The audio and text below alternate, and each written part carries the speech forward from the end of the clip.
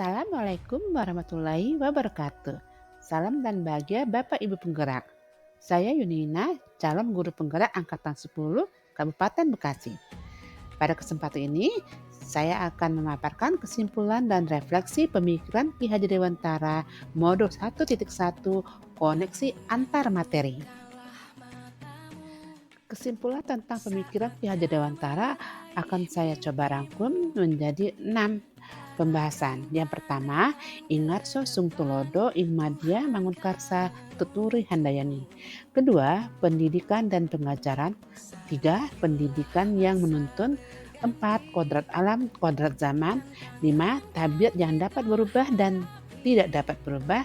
Dan yang keenam, budi pekerti. Ingarso Sung Tulodo bermakna seorang guru hendaklah ia menjadi tauladan ataupun contoh ataupun panutan bagi anak didiknya. Guru harus mampu menjaga segala perbuatan, tindakan maupun perkataannya karena ia menjadi panutan bagi anak didiknya. Ing Madya Mangunkarsa.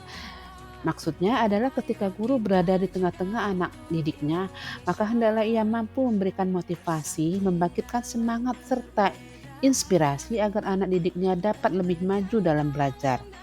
Tuturi handayani yang berarti hal ini dapat dilihat saat guru mampu memberikan dorongan serta arahan ketika mengamati, mengikuti dan anak didiknya dari belakang dalam proses pembelajaran. Kedua, pendidikan dan pengajaran.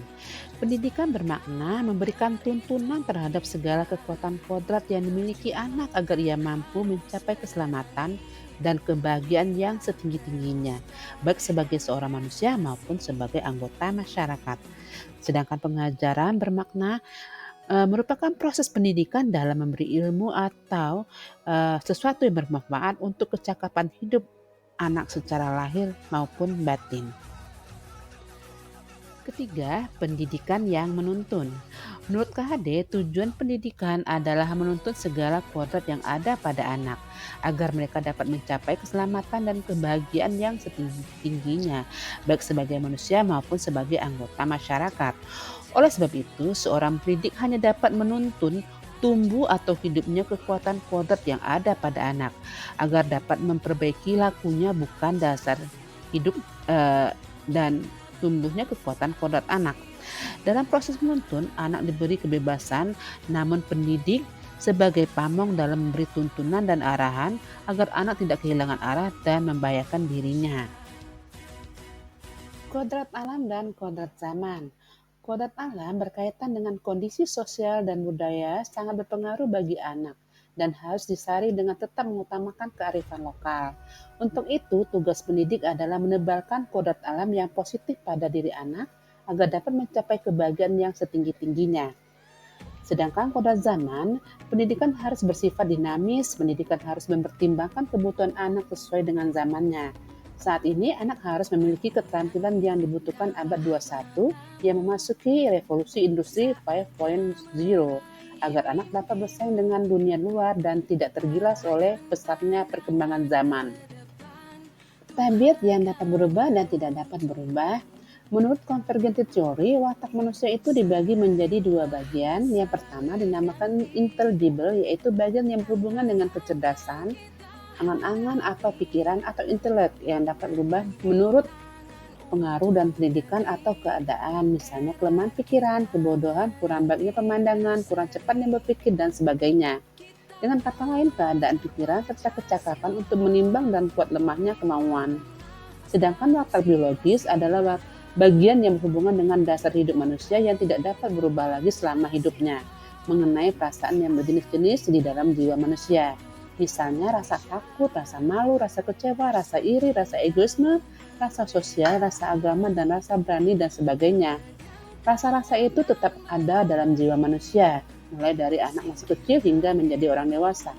Namun watak biologis dapat tertutup oleh kecerdasan pikiran sehingga dapat memperkuat kemauan, misalnya tidak ada rasa takut. Budi pekerti. Budi pekerti, watak atau karakter merupakan hasil dari bersatunya gerak pikiran, perasaan, dan kehendak atau kemauan sehingga menimbulkan tenaga. Budi berarti pikiran, perasaan, kemauan, sedangkan pekerti artinya tenaga. Jadi budi pekerti merupakan sifat jiwa manusia mulai angan-angan hingga menjelma sebagai tenaga. Dengan adanya budi pekerti, setiap manusia berdiri sebagai manusia dengan dasar-dasar yang jahat dan memang dapat dihilangkan, maupun dalam arti menutup mengurangi tabiat-tabiat jahat dari watak biologis atau yang tidak dapat berubah sama sekali karena sudah bersatu dengan jiwa. Oleh karena itu, lingkungan, keluarga, pendidikan, dan segala pengalaman sangat berpengaruh pada tumbuhnya budi pekerti. Refleksi. Pada kegiatan refleksi, saya akan membagi atas 3. Yang pertama, sebelum mempelajari modul. Sebelum mempelajari modul, saya pikir bahwa pendidikan haruslah berfokus pada pencapaian materi dan pencapaian nilai kognitif. Yang kedua, metode pembelajaran yang diberikan kepada siswa selama ini sudah tepat. Yang ketiga, proses pembelajaran yang berpusat pada guru adalah proses pembelajaran yang baik, karena siswa akan lebih paham, dan metode pembelajaran yang diberikan adalah ceramah paling sering saya terapkan, karena menurut saya siswa akan sulit belajar dengan mandiri. Yang keempat, ruang kelas adalah tempat yang terbaik bagi siswa untuk mengikuti proses pembelajaran karena mereka bisa lebih fokus. Dan yang kelima, menurut saya keadilan itu adalah memberikan perlakuan yang sama pada setiap anak.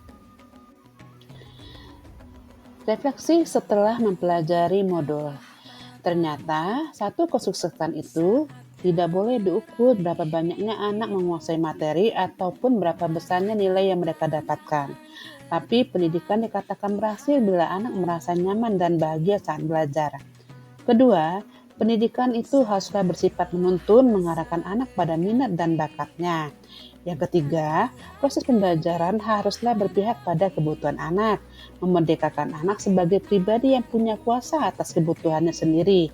Namun, guru harus membangun sistem among. Keempat, harus adanya pengintegrasian nilai budi pekerti dan kemanusiaan pada proses pembelajaran.